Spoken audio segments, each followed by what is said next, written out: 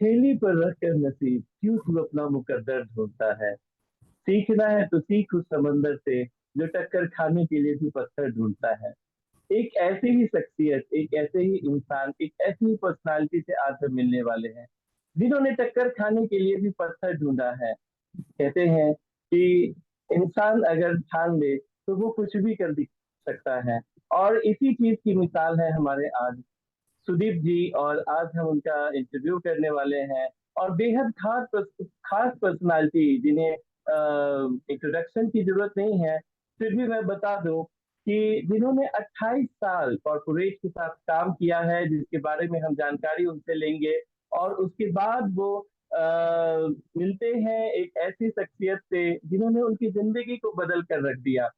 कहते हैं कि हर कामयाब इंसान के पीछे एक महिला का हाथ होता है, या उनकी धर्मपत्नी हो, बहन हो, माँ हो। लेकिन यहाँ एक धर्मपत्नी ने एक इंसान की शख्सियत को बदल कर रख दिया। और 28 साल बहुत एक लंबा पीरियड होता है। हम 28 दिन, 28 महीने जिस प्रोफेशन में घुस जाते हैं उसे छोड़ना इम्पॉसिबल हो जाता है। लेकिन 28 सालों का यह लंबा सफर इन्होंने तय किया कॉरपोरेट में। और उसके बाद ये एक ऐसी इमोशनल दुनिया में आ गए जिसे रंगों की दुनिया कहा जाता है। जहाँ निश्चल निस मतलब ऐसे लोग रहते हैं जिनके मन में सिर्फ कला और प्रेम के अलावा कुछ नहीं होता है, जो सिर्फ दिल से सोचते हैं। कॉरपोरेट में जब हम रहते हैं तो दिमागी दुनिया जो है वो चालू रहती है, क्योंकि यहाँ एक इमोशन है, यहाँ एक प्यार है, यहाँ एक सौहार्द है।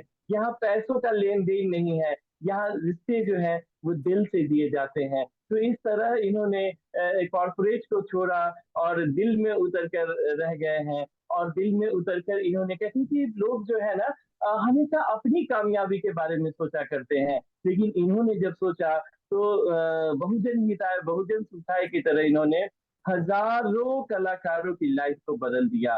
जैसे कि एक किताब छपना, एक आर्टिकल छपना कई कलाकारों का एक सपना होता है। लेकिन इन्होंने कई आर्टिकल से और कई सारी किताबों से लोगों की जिंदगी को बदल कर रख दिया। और आज जो एक आर्टिकल के लिए तरसते थे, वो बड़ी बड़ी किताबों में आकर के अपने आप को गौरवशाली महसूस करते हैं और बाकी कलाकारों से इतर महसूस करते हैं। तो आइए हम आज बात करेंगे सुदीप जी से। लेकिन सुदीप जी से मिलने से पहले मैं कहता हूँ कि एक ऐसा सितारा है जिसकी चमक से हजारों और सितारे चमक रहे हैं। तो एक और सितारे से बात की जाती है, इस सितारे के बारे में।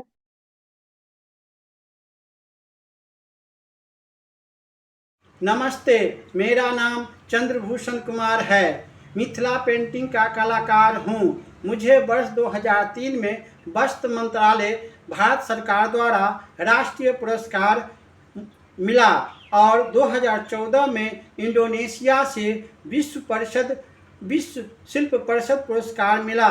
मैं आभारी हूँ कि मुझे सुदीप श्रीवास्तव के बारे में कुछ शब्द बोलने का मौका मिला। मैं सुदीप श्रीवास्तव को पिछले 1 साल से जानता हूँ। मिथिला कला के प्रति उनके योगदान की सराहना हर वरिष्ठ कलाकार कई मंचों पर करता है। उन्होंने मिथिला कला के ऊपर कई पुस्तकें लिखी हैं, जिनमें एक किताब पद्मश्री, राष्ट्रीय और राज्य पुरस्कार विजेता को समर्पित हैं। उनकी पुस्तकें सचमुच में बहुत अच्छी हैं। वह सभी वरिष्ठ और यहाँ तक उभरते कलाकार का भी सम्मान करते हैं, जो वास्तव में अच्छा है। यहाँ तक कि वह कलाकारों को आगे बढ़ाने में भी मदद करते हैं। मैं उनके भविष्य के लिए शुभकामना देता हूँ। धन्यवाद। नमस्ते।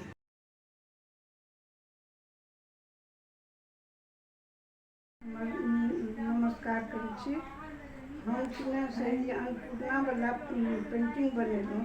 ई अहाँ देने छियै से देख कऽ हम बहुत खुशी भेलहुँ। और सब कलाकारके सेहो देखै छियनि, से सब देख कऽ से हम बहुत खुशी छी। एहन काज केलहुँ से देश विदेशके लोक सब देखत आ कहत से विमला दत्तके ई अन्नपूर्णा महादेव छियनि। आ तहिना जतेक कलाकार छथि सबके हम आमन करै छियनि जे एहन सुन्दर पेंटिंग बनबै गेलथि हेँ। सबके रहन सब देखल, सब बाहरवला सब देखा, बढ़िआँ बात छियै। हमहूँ काज केलहुँ तऽ ओहो हमरा बहुत नीक लागल, बहुत अथी खुशी भेलहुँ। और नमस्कार।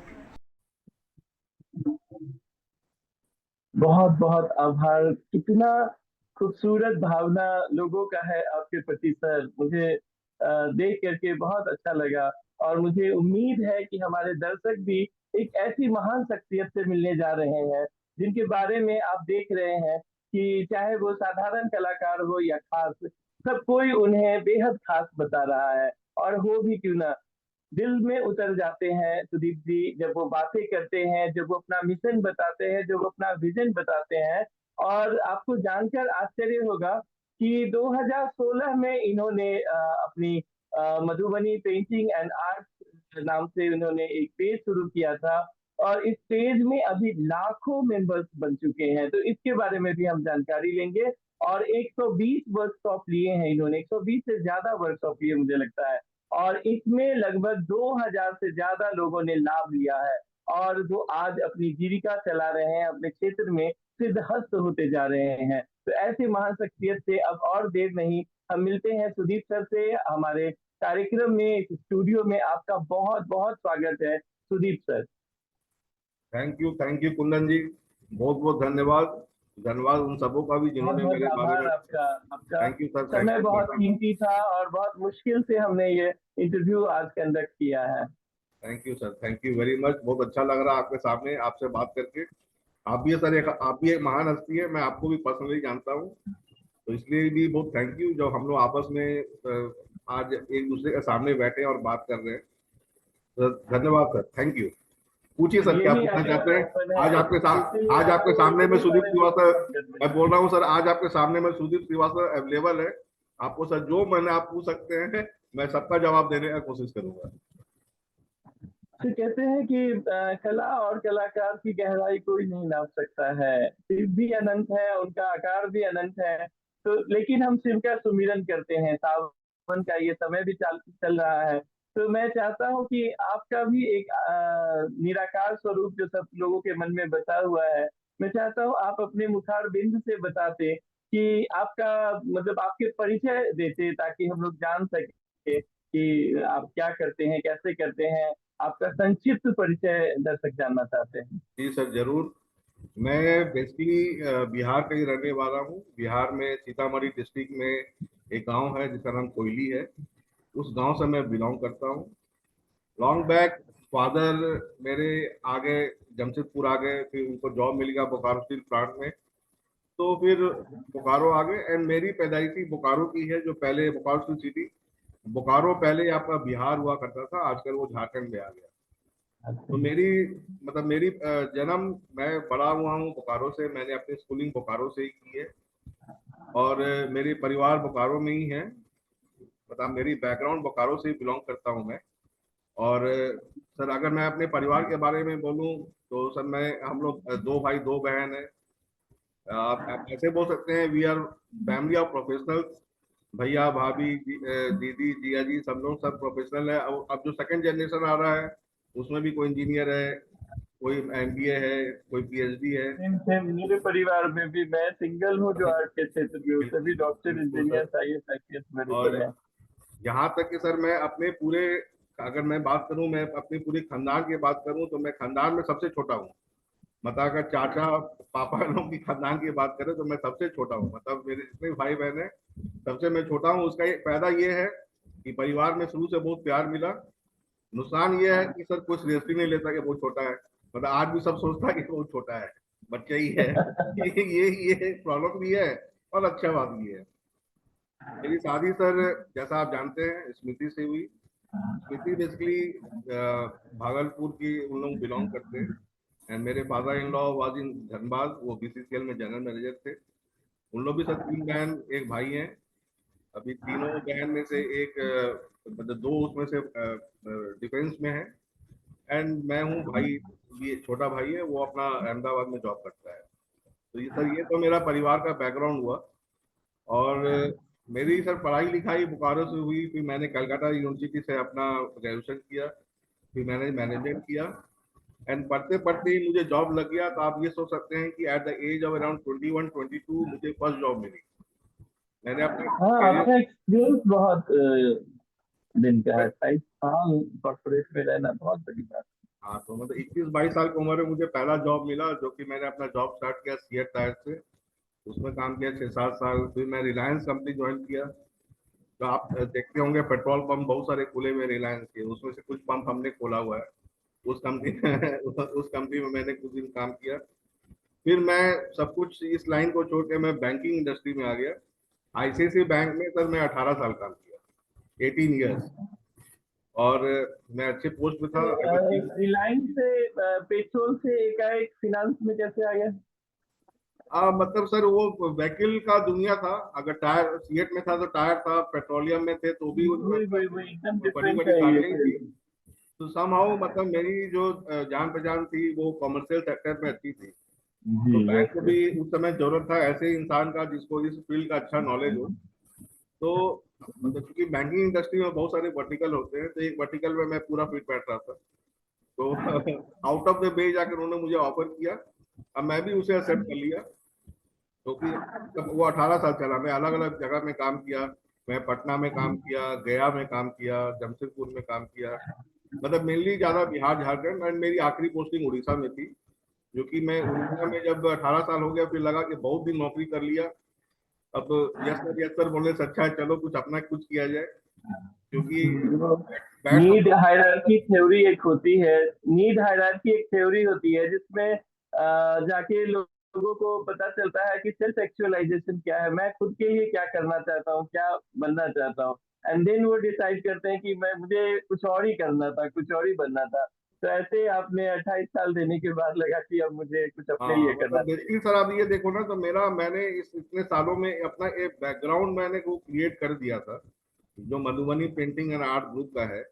वो काम मेरा चल रहा था। और मुझे लगा कि ये सही समय है, क्योंकि मैं उड़ीसा था, मेरी वाइफ कलकत्ता में थी, हम लोग अलग अलग 5 साल रहे। तो फिर लगा कि अगर जब दोनों मिल जाएंगे तो फिर वो चमत्कारी हो जाएगा। तो ये ये सोच के मैं वहां से, चमत्कार। हाँ ये सोच के मैं वहां से इधर शिफ्ट कर गया। तो सर ये मेरा अपना पर्सनल परिचय हुआ आपके सामने में। भाभी से कैसे मिलना हुआ, मतलब कैसे एक महिला एक पुरुष का जीवन बदल बहुत देती है? सर बहुत लोगों को लगता है कि जरूर इन लोगों का लव मैरिज होगा। लेकिन हम लोग का नहीं, मतलब कुछ लोग बोलते हैं कि आपने, सर मेरी शादी बहुत कम उम्र में हो गई थी। बेसिकली 21 में नौकरी मिल गया, अराउंड 23-24 में मेरी शादी हो गई थी। तो ये पूरा तरीके से अरेंज मैरिज है। तो अरेंज मैरिज में अब चांस की बात है कि अब देखिए, जब होता है ना, किस्मत कहीं ले जाना होता है तो कहीं ले ही जाता है। जब इनसे शादी हुई तो इनको भी काफी मिथिला आर्ट में इंटरेस्ट था। और जब इधर मेरे पास आई थे, क्योंकि मतलब हम लोग बिलोंग भी उसी लोकेशन से करते हैं, जब 1-2 बार आई गई मेरी मम्मी से बात की कि मैं ननिहाल अब हुआ आपका लहरियासराय, दरभंगा। तो मतलब जब वो थोड़ा वो इन्वायरमेंट पाई तो इनका वो कला जो अंदर का था वो और जागृत हो गया। क्योंकि ये भी मैनेजमेंट की भी है, तो ये भी जॉब में थी, लेकिन फिर धीरे धीरे हम लोग दोनों को लगा कि नहीं, हम लोग नौकरी बहुत दिन कर लिए, अब अगर जो दिल में जो आता है उसको पूरा किया जाए। तो फिर हम लोग इस एग्जैक्टली। फील्ड में अब आ गए। और सब प्रयास कर रहे हैं, अब देखा जाए जो होगा अच्छा ही होगा। जो हो रहा है बहुत अच्छा हो रहा है, क्योंकि आप दोनों कॉर्पोरेट से थे, मैनेजमेंट से थे। आपका मिशन और विजन बहुत क्लियर है। और इस मिशन और विजन में जो लोग भी जुड़ गए हैं वो भी आगे बढ़ रहे हैं। जितने भी कलाकार आपसे जुड़े हुए हैं, या कई सारी किताबें आप लोगों ने एक के बाद एक के बाद एक के बाद एक, ऐसा लग रहा है जैसे राजेश खन्ना जी की फिल्में आ रही हों और वो सब सुपर हिट होती हुई चली जा रही हैं। तो ये मुझे बहुत अच्छा लगता है। ये कॉन्सेप्ट कैसे दिमाग में आया, किसका ये था, आपका था या भाभी जी का था कॉन्सेप्ट इसमें बुक वाला? इसमें इसमें किताब के बारे में बात करूं तो जब मैं उड़ीसा में था, मतलब ये मैं एकदम सच्चाई बता रहा हूँ, जब मैं उड़ीसा में था तो अकेले था, तो मन तो लगता नहीं था। तो जब भी अपना बैंक से घर आ जाओ तो फिर समझ में नहीं आता था करे क्या। तो उस समय ये जो हमारी ग्रुप है, जैसे आप जैसे आपने शुरू में ही बोला, अभी आज के दिन में करीब 2,28,000 उसमें मेंबर है। तो हम लोगों ने काफी क्लासेस लिया। इसमें से कुछ लोगों को मैं अलग एक टीम भी बनाया, अब तक करीब 100 लोगों का मेरी टीम है। तो उन लोगों को मुझे लगा कि जब मैं इतने लोगों को साथ में ले चल रहा हूँ तो कुछ लोगों को मुझे आगे बढ़ाना चाहिए। हम तो बढ़ ही रहे हैं, मेरे साथ में कुछ और भी लोग बढ़े। तो पहला मैंने जो पुस्तक निकाला, मैं उन लोगों का आर्ट विद उन लोगों के वो आर्ट के बारे में निकाला। उसमें बहुत लोग नहीं हो पाए, कवर में नहीं कर पाया, तो मैंने दूसरा बुक निकाला। जब दूसरा बुक चलिए, निकाला तो बहुत सारे लोग नहीं हो पाए हैं और वो चाहते हैं कि आपकी जो श्रृंखला है वो दिनों दिन आती रहे और उनका भी नाम उसमें शुमार हो जाए। बिल्कुल बिल्कुल कई सर, सारे देखो कलाकार हैं जिनका जब नाम मेरी इसमें नहीं शामिल हो पाया। जब मेरी दूसरी पुस्तक निकली तो कुछ लोग उसमें से, कुछ नेशनल अवार्डी, कुछ स्टेट अवार्डी, इनफैक्ट आपसे मेरी बातचीत हुई। आप सब लोगों ने कहा कि आप तो सबके बारे में लिख रहे हैं, आप क्यों नहीं इनके बारे में लिखते हैं। तो हमने सर, अब मतलब मेरे दिमाग में आया कि लिख तो सकते हैं, लेकिन मैं इतने लोगों को जानता नहीं हूँ। मतलब जो भी, टू बी वेरी फ्रैंक, मैं इतने लोगों को जानता नहीं हूँ। और जानता भी हूँ नहीं, जानता भी अगर हूँ तो मेरी पहुंच वहां तक नहीं है। अगर किसी का मोबाइल नंबर नहीं है, कुछ नहीं है। I am really very thankful to you, Awadhesh sir and और भी कुछ लोग जिन्होंने कुछ मुझे नंबर दिया। मैंने भी बहुत हिम्मत करके उन सबको फोन लगाया और अपना परिचय किया। अब आप सोचो ना, कोई उसमें पद्मश्री है, कोई नेशनल अवार्डी है, वो मुझे जानते, नाम से पता नहीं, शायद नहीं जानते हैं। अब मैं उनसे फोन करके बोल रहा हूँ कि मुझे लिखना है। लेकिन जब होता है ना, जब तो होना क्या कुछ क्या होता है तो सर, क्या कुछ कोई किस्सा याद आ रहा हो, कुछ कठिनाई आई हो? क्योंकि कठिनाई तो बहुत आई होंगी, क्योंकि इस कठिनाई कॉन्सेप्ट आई। पे जैसे काम नहीं हुआ है ज्यादा। कुछ लोगों ने उस वक्त मुझे सीरियसली नहीं लिया। उन्हें लगा कि ये ऐसे ही कोई है जो टाइम पास करने के लिए मुझे फोन कर रहा है। मैं नाम किसी का नहीं बताऊंगा, सब लोग बहुत बड़े हैं, मैं उन सबकी इज्जत करता हूँ। लेकिन जब मेरी फाइनली सही में मैंने किताब लिख दिया, और जब मैंने फेसबुक में या कुछ लोगों को मैंने भेजा, तब उनका फोन आया कि मुझे लगा कि आप तो ऐसे ही बोल रहे थे, आपकी अगली किताब कब आ रही है। तो मैं बोला ये सर तो मैं कोई भी अभी वेट कर रहा हूँ। नहीं, अगली किताब जब भी आएगी। देखो सर, उसमें क्या है ना कि मतलब मेरा था कि अगर बहुत लोगों के बारे में लिखूंगा तो लोगों का इंटरेस्ट कम हो जाता है। अगर कोई बुक को आप बहुत मोटा कर दो ना, तो बुक का मोटापा देख के लोग थोड़ा पढ़ने का बोलते हैं, बहुत उसमें बहुत चीज लिखा होगा। तो मैं थोड़ा हम्म। पतला रखा, 25-26 लोगों के बारे में। अब मैं ये टारगेट, मुझे पता है, आपने भी मुझे बोला और भी लोगों ने मुझे बोला कि मैंने बहुत लोगों को छोड़ दिया। मतलब छूट गए, छोड़ नहीं दिया, छूट गए। छूट इसलिए गए ये क्योंकि आपका कॉन्सेप्ट है, मूर्ति लहान कीर्ति महान, जितना छोटा उतना ज्यादा। तो छोटा मतलब छूट। पैकेज बना धमाल, तो धमाल सर करते रहिए। और भी कलाकार हैं क्यू में, उनसे बातचीत होती रहे। नयापन, और असल में क्या होता है ना कि कलाकारों की कला से लोग जानते हैं, उनकी पेंटिंग देख करके समझ जाते हैं किसकी पेंटिंग है, लेकिन उनका असली चेहरा नहीं आ पाता है। मुझे बहुत अच्छा लगता है जब आपकी किताबों में मैं कलाकार का चेहरा भी देखता हूँ और उनकी पेंटिंग्स भी देखता हूँ। तो ये बहुत खूबसूरत कॉन्सेप्ट है। मैं बहुत कम जगह पे मैंने देखा, या तो नाम भी यूज नहीं करते हैं, कलाकारों के बारे में लिखा जाता है, उनकी पेंटिंग्स यूज की जाती है, कहीं भी उनका नाम या कहीं तस्वीर तो बिरला ही है। मैंने आपके साथ ही देखा हूँ कि नाम, तस्वीर और उनके बारे में छपना बहुत बड़ी बात है। तो ये आपने कैसे सोचा? सर मेरा था कि मतलब मेरा जो सोच था कि मैं जब भी लिखूंगा तो एक तो बिना किसी से पूछे नहीं लिखूंगा। जब तक सामने वाले मुझे परमिशन नहीं देंगे मैं नहीं लिखूंगा। जब तक वो सामने वाले मुझे अपना पूरा डिटेल नहीं देंगे मैं नहीं लिखूंगा।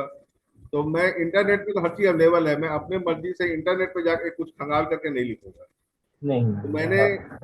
उन सब का ही लिखा। जैसे अभी तो आज के दिन में कुछ लोग नहीं है, लेकिन उनके बेटे हैं, उनके पोते हैं, उनकी बहू है, ऐसे लोगों से मैं संपर्क में आया। उन्होंने मुझे डिटेल दिया, फोन पे मेरी बातचीत हुई, मैं उन्हीं को लिखा। तो मेरा था कि अगर मैं किसी को दे रहा हूं तो मुझे उन्हें प्रॉपर क्रेडिट देना चाहिए। ये नहीं कि मैं किसी का छाप दिया, किसी का तस्वीर निकाल दिया, किसी का इतना मेहनत किया वो आर्ट निकाल दिया और उसको मैं क्रेडिट नहीं दूं। तो ये सर मेरे अंदर में है ही नहीं कि मैं उसको क्रेडिट नहीं दूं। इसलिए मैंने जब भी निकाला तो उनके आर्ट के साथ में जो भी वो हैं उनके बारे में भी लिखा, सो डैट कि लोगों को समझ में आए कि ये किसका आर्ट है और ये कहाँ से आया है। मतलब ये मेरी सोच और थी। यही यही खासियत है कि लोग आपके पीछे खींचे चले आते हैं, आपसे जुड़ना अपना सौभाग्य समझते हैं। और शायद यही वजह है कि लाखों लोग आपके चैनल, आपके पेज से जुड़े हुए हैं। सर, इसके बारे में बताइए, कैसे आपने सोचा था कि 2,28,000 लोग आपसे जुड़ जाएंगे एक साथ?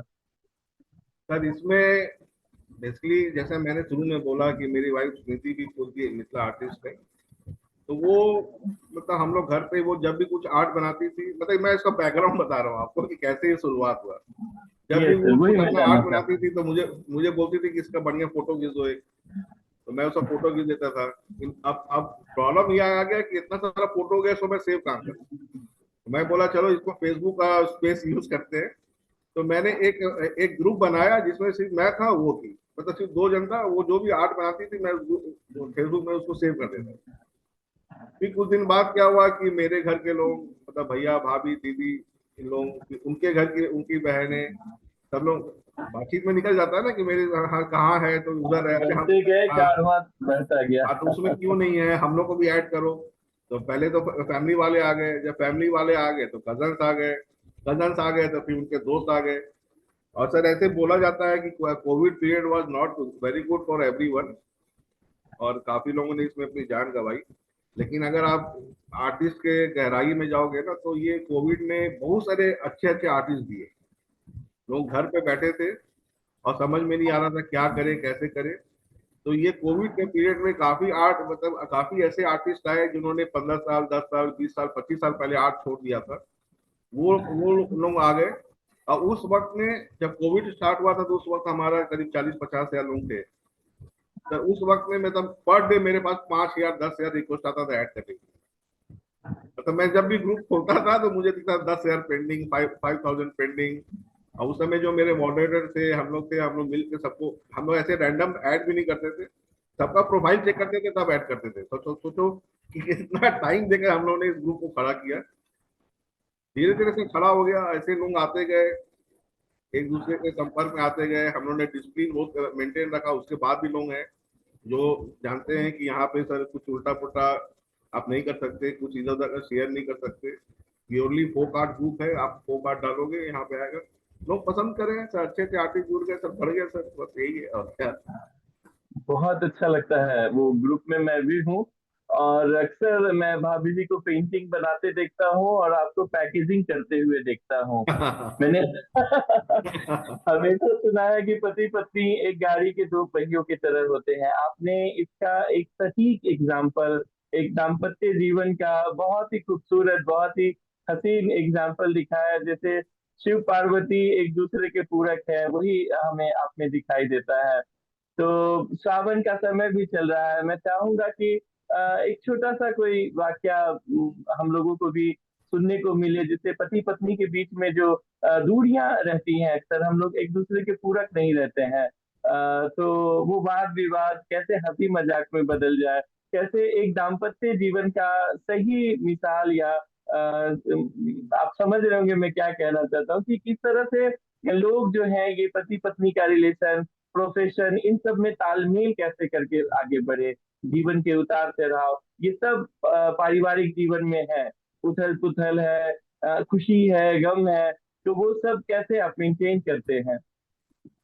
सर इसमें बेसिकली थोड़ा मैं, मतलब इसमें मैं क्या बोलूँ, मैं कौन कौन कब झुक जाना चाहिए, कब कब मतलब समय दोनों के पास नहीं है, दोनों काम कर रहे हैं, दोनों एक ही काम कर रहे हैं, तो कैसे सामंजस्य कैसे स्थापित होता है। घर परिवार भी है, दोस्त भी है, रिश्तेदार भी है, प्रोफेशन भी है, तो ऐसे में कैसे ये प्यार जो है आपसी बना रहता है आप दोनों के बीच सर में। इसमें बेसिकली है हम कि लोगों को इंस्पायर करता मैं है। सर इसमें एक ही चीज मैं बोलना, मतलब मैं बोलना चाहूंगा कि दोनों उनके उनको मैं इम्पोर्टेंस देता हूँ, उनके काम की इज्जत करता हूँ, और वो मुझे इम्पोर्टेंस देती है और मेरे काम को इज्जत देती है। जब वो फंसती है तो मैं मदद करता हूँ, मैं फंसता हूँ तो वो मदद करता हूँ।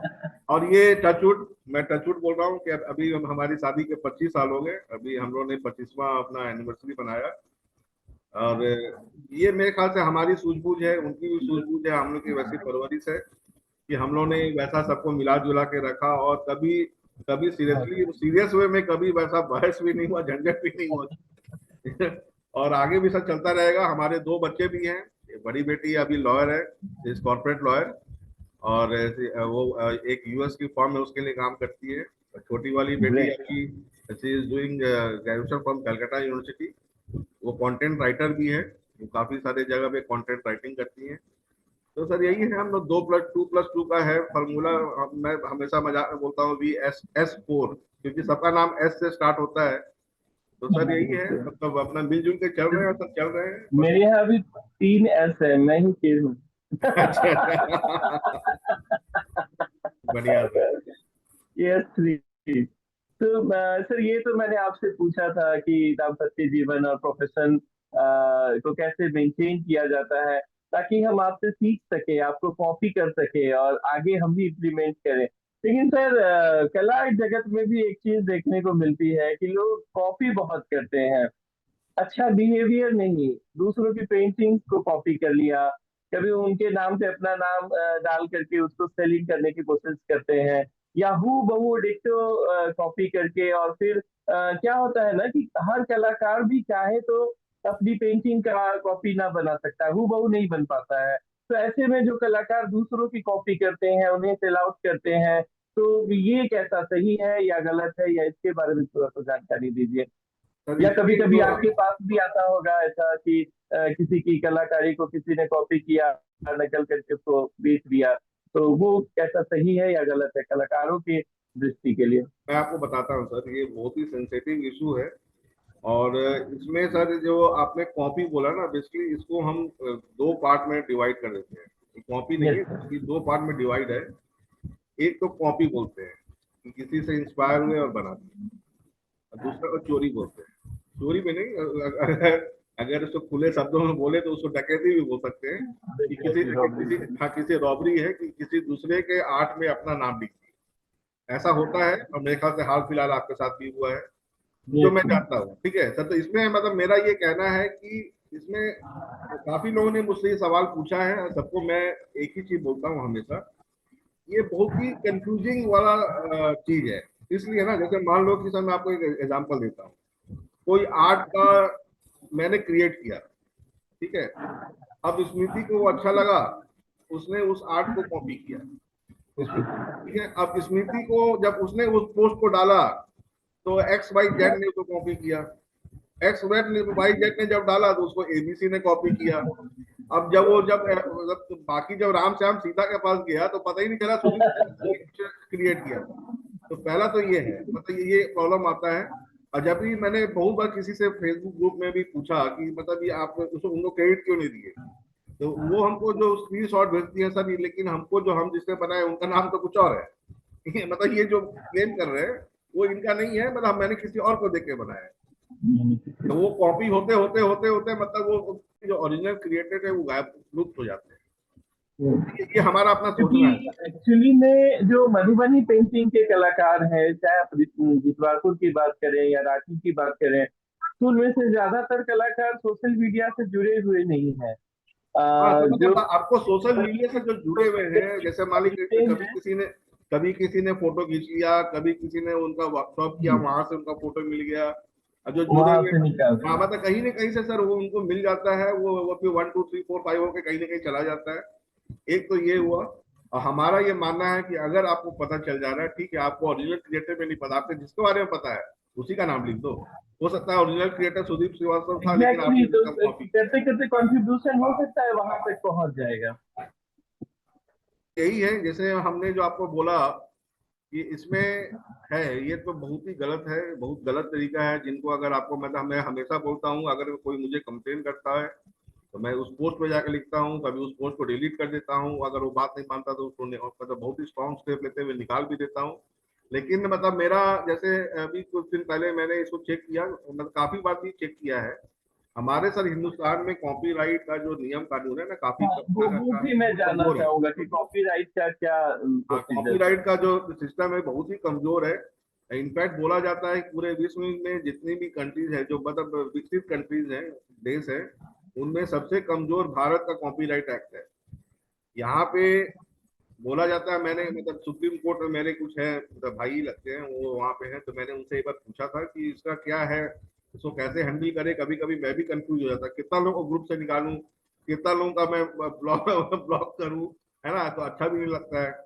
तो इसमें कॉपीराइट का सर जो भारत का कानून बोलता है कि अगर आपने कोई आर्ट बनाया और उसको अपने किसी भी नेटवर्किंग साइट पर डाल दिया, फेसबुक, व्हाट्सएप स्टेटस, या मान लीजिए पिंटरेस्ट है या कोई भी जगह पे, एक बार आपने डाल दिया तो आप उसमें से अपना अधिकार खो देते हैं, क्योंकि आपने उसको एक कॉमन प्लेटफॉर्म पे डाल दिया।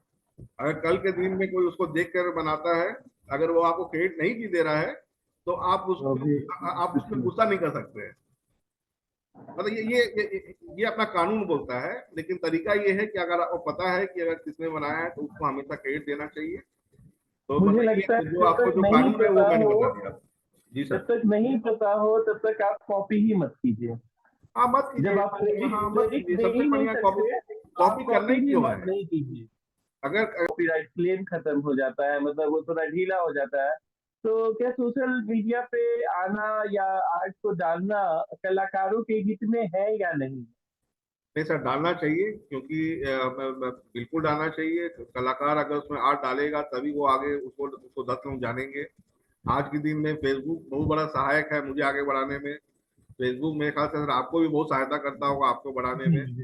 है ना। तो सर वो एक समय था जब हमारे जितवारपुर में, मधुबनी जिला में लोग अच्छे अच्छे बड़े बड़े कलाकार हुए, तो उस समय ये सब सुविधा नहीं था, लेकिन उन्होंने अपने मेहनत से आगे इतना आगे बढ़े। किसी को पद्म श्री मिला, किसी को नेशनल अवार्ड मिला, किसी को स्टेट अवार्ड मिला, एंड बहुत तरह का अवार्ड मिला।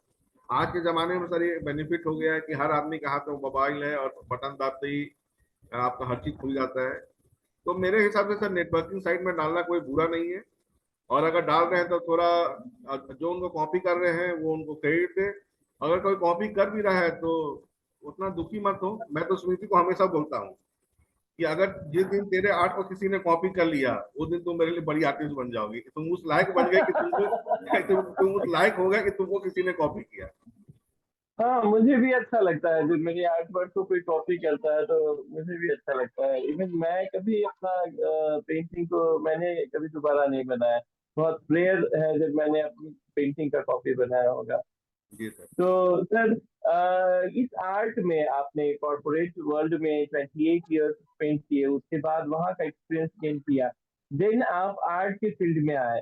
चलो, भाभी जी थे इस फील्ड में और आप भी इंस्पायर्ड हो गए उनसे।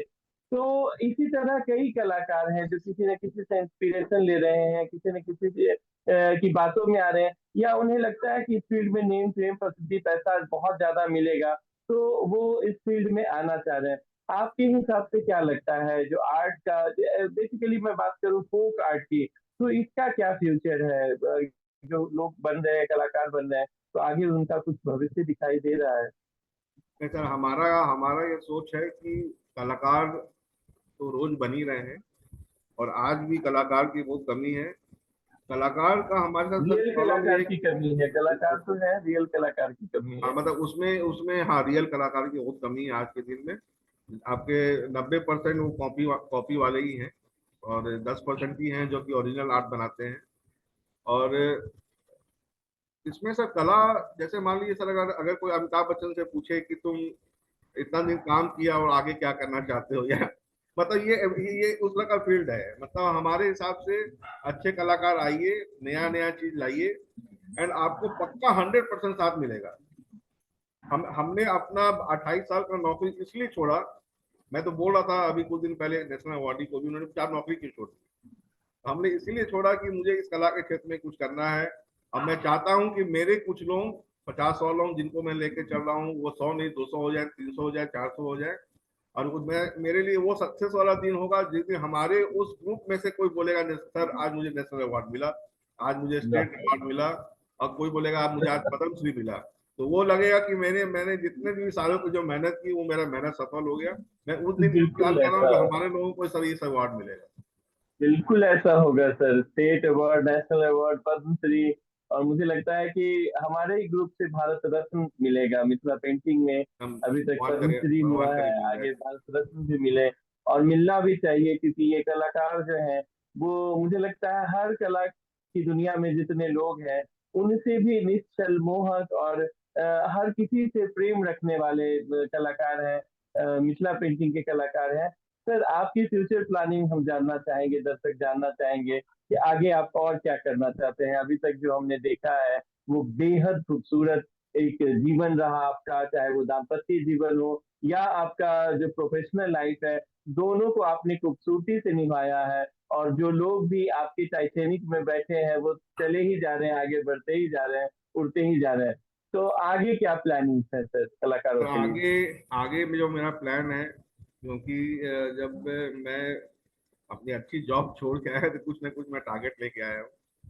मेरा टारगेट ये है कि हमारे जो हिंदुस्तान का फोक आर्ट है सर ये। आप जॉब छोड़ के नहीं आए हैं, वहाँ का एक्सपीरियंस लेके आए हैं, क्योंकि हाँ यहाँ बिल्कुल इस बिल्कुल। तरह के एक्सपीरियंस की कमी है। वो एक और पॉजिटिव चीजें हैं कि आप यहाँ आकर के हर चीज सीख करके लर्निंग बाय डूइंग करते हैं, जो आपने ले करके आया है वहां से सैलाब जो आप यहाँ पे यूज कर रहे हो। सर इसमें आप देखिए ना, जैसे आपने ये बात बोला, मतलब मेरे पुराना एक्सपीरियंस के हिसाब से, तो मैं इसमें एक चीज ऐड कर रहा हूँ कि हमारे भारत में, खास के बिहार में, अगर आप मधुबनी अगल बगल जितने भी अच्छे आर्टिस्ट हैं, वो काउडंग वाला पेपर यूज करते हैं।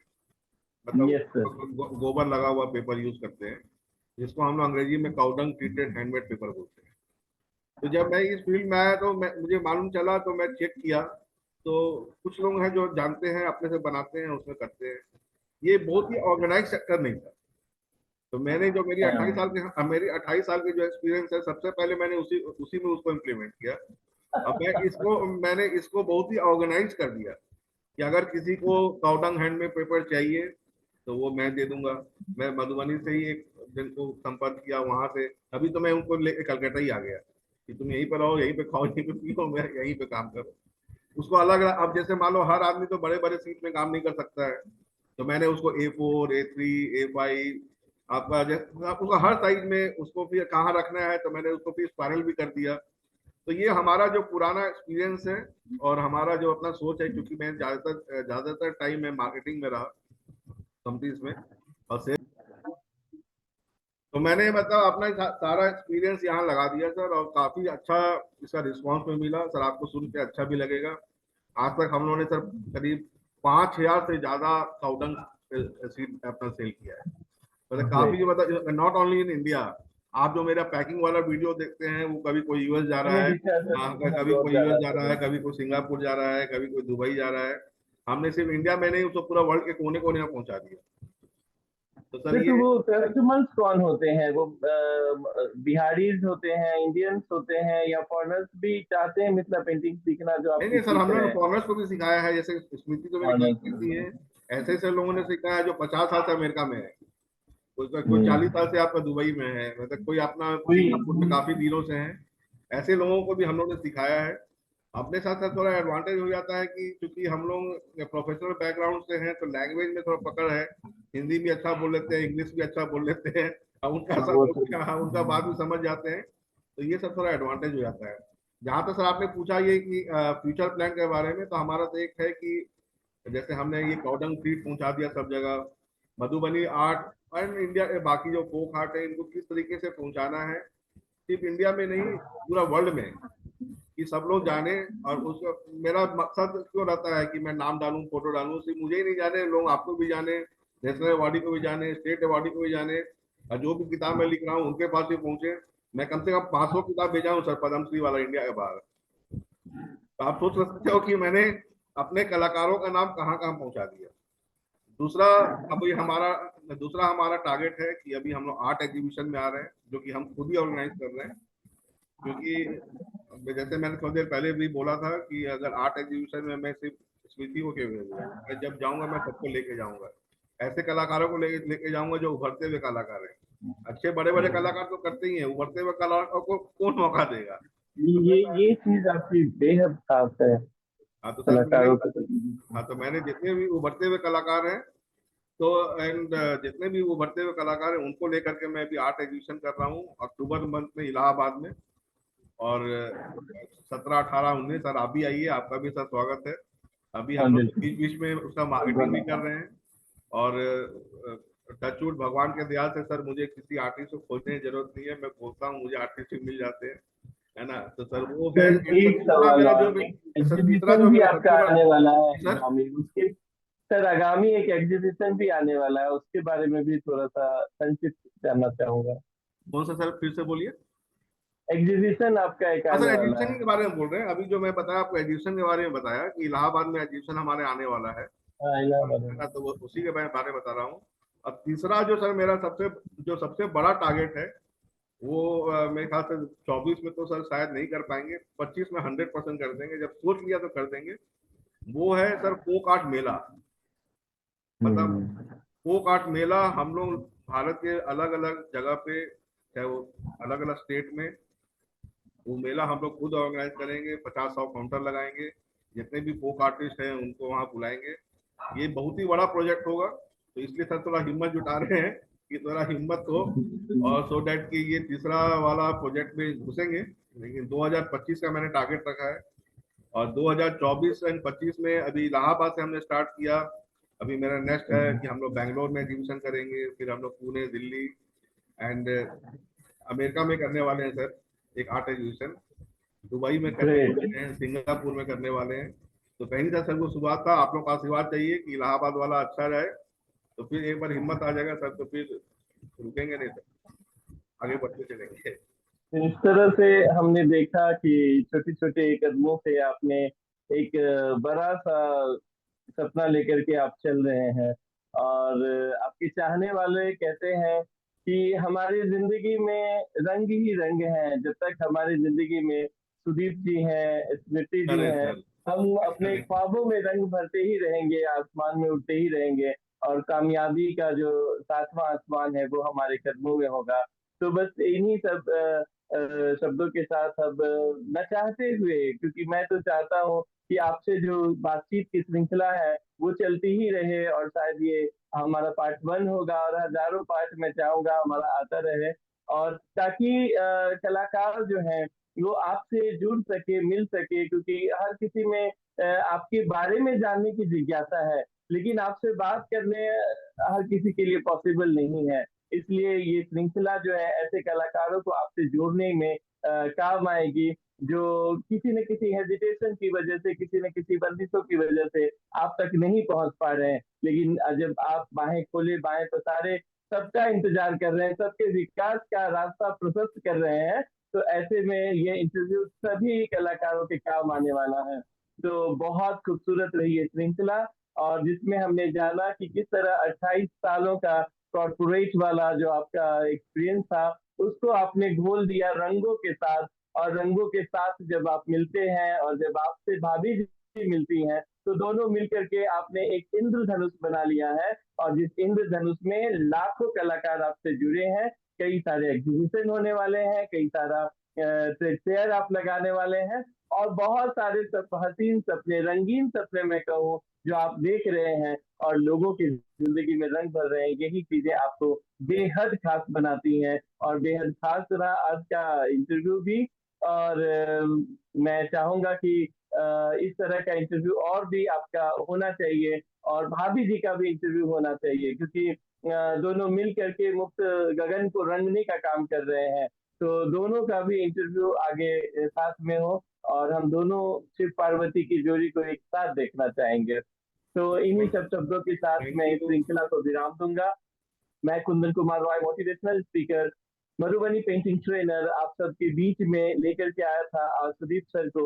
और बेहद कॉल आ रहे थे मुझे, बेहद लोग जानकारी लेना चाह रहे थे कि सुदीप जी के बारे में हम जानना चाहते हैं, जुड़ना चाहते हैं। तो मुझे लगता है कि इससे रोचक, इससे बेहतर और इससे खास इंटरव्यू और कुछ हो भी नहीं सकता है, जहाँ इन्होंने दिल खोल करके और खुले मन से अपने बारे में सबको बताया है, और अब सबसे जुड़ने के लिए आप सबको मैं कह रहा हूँ। और इसी के साथ इस शानदार श्रृंखला को मैं समाप्ति की ओर ले जाता हूँ, मैं अपनी वाणी को विराम देता हूँ, और आप सभी से वादा करता हूँ कि इस तरह के इंटरव्यू होते रहेंगे, और आप सभी दर्शक जो आगे बढ़ना चाहते हैं उनके लिए हम कामयाबी के आसमान को झुकाकर जमीन पर लाते रहेंगे।